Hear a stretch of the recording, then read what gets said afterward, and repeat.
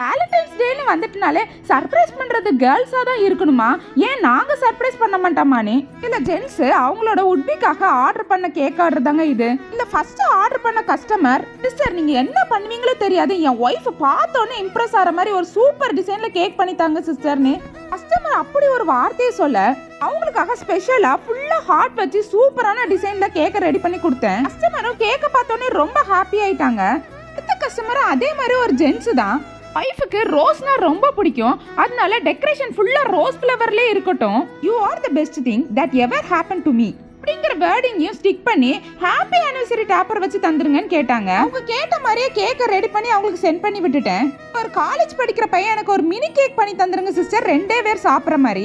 கேக்கு வெளியில ரொம்ப நேரம் இருந்தாலும் மெல்ட் ஆகாத மாதிரி பண்ணித்தாங்கன்னு கேட்டிருந்தாங்க. பட்டர் கிரீம்னா கொஞ்ச நேரத்துக்கு ஸ்டேபிளா இருக்கும், அதுலயே பண்ணிரவான்னு கேட்டதுக்கு இந்த பையனும் ஓகேன்னு சொன்னதுனால பட்டர் கிரீம்லயே கேக்கை ரெடி பண்ணி சென்ட் பண்ணிட்டேன்.